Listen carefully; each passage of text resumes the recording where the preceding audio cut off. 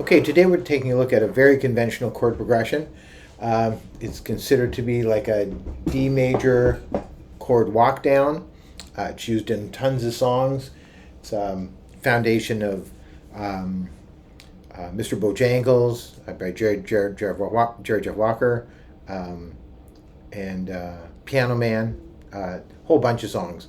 Kenny Loggins has a song called House of Pooh Corner. It's the foundation of that song as well. Let's get started. Okay, so it's a D walk down, so it starts on a D. So standard D major chord.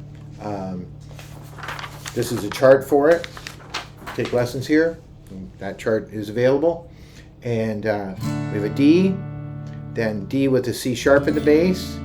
Okay, so that's taking that D chord, standard D chord.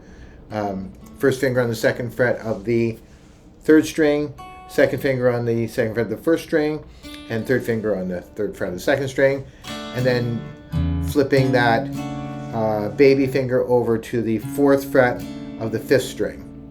So that one move can actually be a difficult motion. Oh, by the way, we're also playing this in 3/4 time.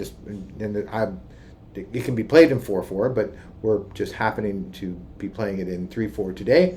And so it's bass. We're going to play the bass note, which is that D, strum, strum. So the fourth string, strum, two down strums. Bass note switches to that C sharp on the fifth string, strum, strum. Then D with the B in the bass. That's all I did was take my first finger and swing it across to the second fret of the fifth string, and I'm picking the fifth string, A sus4. It's that chord right there. Open fifth string for that. My third finger is a pivot point. All the chords are changing around it so it doesn't move. And this adding to that third finger on the third fret of the second string, we were putting the first finger on the second fret of the fourth string and second finger on the second fret of the third string.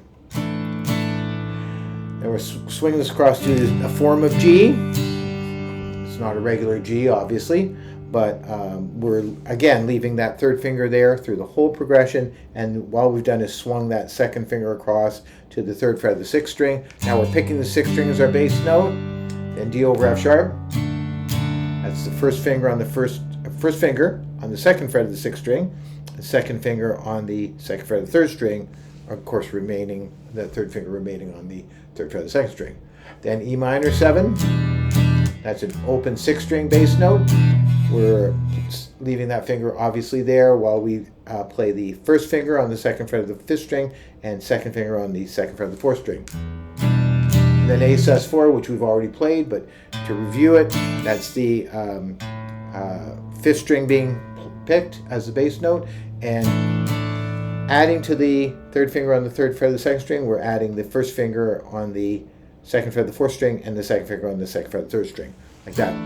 Some people call this a circular progression because it goes around in a bit of a circle. We just keep playing it over and over again. So D, D over C sharp, D over B, A sus4, G, D over F sharp, E minor 7, A sus4, and D, C sharp in the bass, D with the B in the bass, A sus4, G, D over F sharp, E minor 7, A sus4, and that could just keep going around and around. Some people finger pick that pattern, some people cross pick it. I've heard it actually in a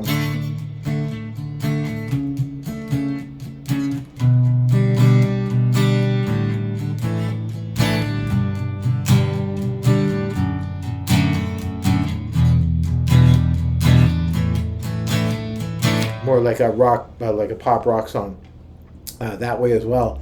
So a lot of different treatments rhythmically as well as in terms of technique, but it's a good progression. It's a conventional progression in D with a walk down. Okay.